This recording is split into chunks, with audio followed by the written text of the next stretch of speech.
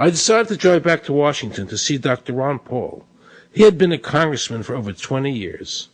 I had met him previously in 1998 when I was running for governor of Nevada, and I knew him to be an honest and sincere man, and I thought he'd be very helpful in letting me know what the future holds for the American people. Who owns the Federal Reserve? It's secret, and we can't find out what's happening. But the Congress created it, and it's not authorized in the Constitution. Why in the world would the American government borrow money and pay fees on it when it has the authority to make the money itself interest-free? So the Federal Reserve is actually an illegal entity functioning within government. It's illegal, and what we have given to this so-called agency is the authority to counterfeit money. Do you have any points of view about the Federal Reserve and how the Federal Reserve operates? They just enter something on a computer. Oh, you need 20 billion today. Here's 20 billion, but they got that out of thin air.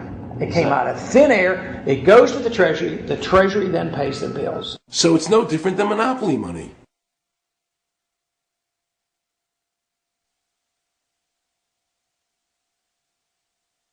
All countries who have ever attempted to create money on thin air, the currency is eventually destroyed.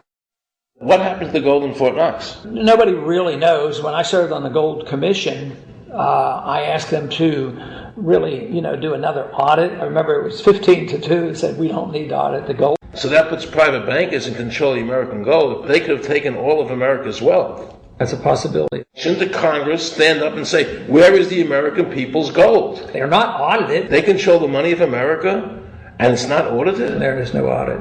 Oh, wait a second. Doesn't the Federal Reserve work underneath the Congress? Congress ignores their responsibility to do any oversight. In the final analysis, the Federal Reserve bankers, with the help of the Democrats and Republicans in Congress, have swindled the American people. They have taken the true wealth of America, the gold, and given us a piece of paper in return. And again, not a word from the press. These frauds are going to continue until Congress is no longer intimidated by the Federal Reserve bankers, and Congress uses their legal authority to shut down the Federal Reserve System and to stop this loss of our freedoms. Is there a law that requires people to file a 1040? Not explicitly, but it's certainly implied. Well, implied by force. Yeah. But is there a law? I can't cite a law, no. I cannot. But, if they think it's the law and they have all the guns, it's an authoritarian approach. Well, yeah, but that's authoritarianism. Yeah. That's not a country run by law. Do you think America is going deeper and deeper into becoming a police state? And if so, in what ways do you see that as a congressman? Yeah, I think we're moving in that direction because there's not much we can do without permission. The absence of a police state is that people are free, and if you don't commit crimes, you can do what you want. But today, you can't open up a business, you can't develop land, you can hardly do anything. You can't go to the bank, you can't go to the doctor without the government knowing what you're doing. And they talk about medical privacy, that's gone. Financial privacy, that's gone.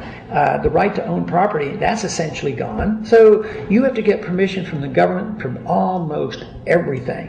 And if that is the definition of a police state, that you can't do anything unless the government gives you permission, we're well on our way.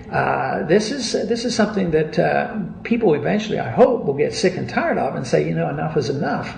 I sincerely believe the banking institutions having the issuing power of money are more dangerous to liberty than standing armies.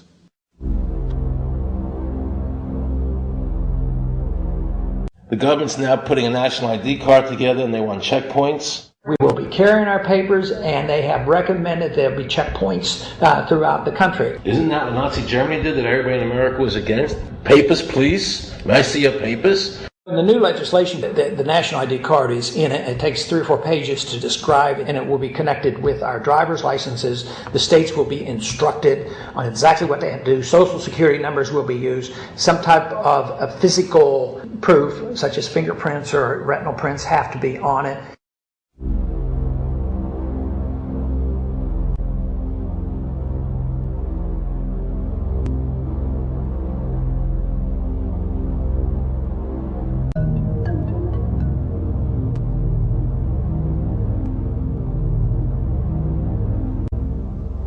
is time to wake up, America.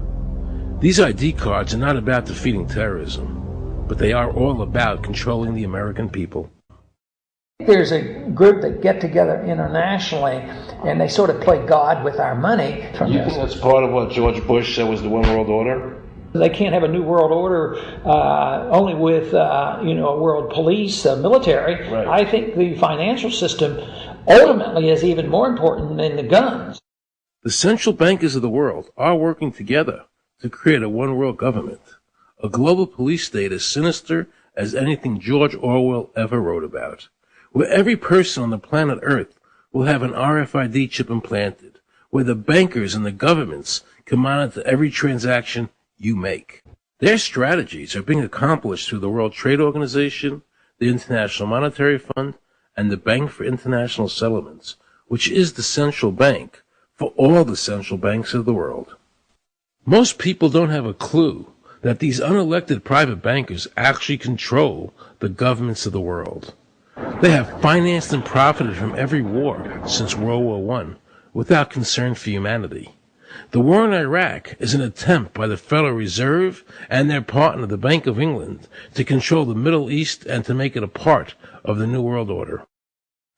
To defend the New World Order, U.S. soldiers will have to kill and die. Arthur Schlesinger, Counselor on Foreign Relations. Military men are just dumb, stupid animals to be used as pawns in foreign policy. Henry Kissinger, Counsel on Foreign Relations. America's domestic policy is now being run by Alan Greenspan and the Federal Reserve. America's foreign policy is now being run by the International Monetary Fund. The powers of financial capitalism had a far-reaching aim, nothing less than to create a world system of financial control in private hands, able to dominate the political system of each country and the economy of the world as a whole. Look what happened in Europe. The people that voted down the European Constitution wanting each country to stay sovereign. Yet the private central bankers are pushing the governments forward to make this Constitution happen, even though the people voted against it and clearly do not want a world government nor one European government.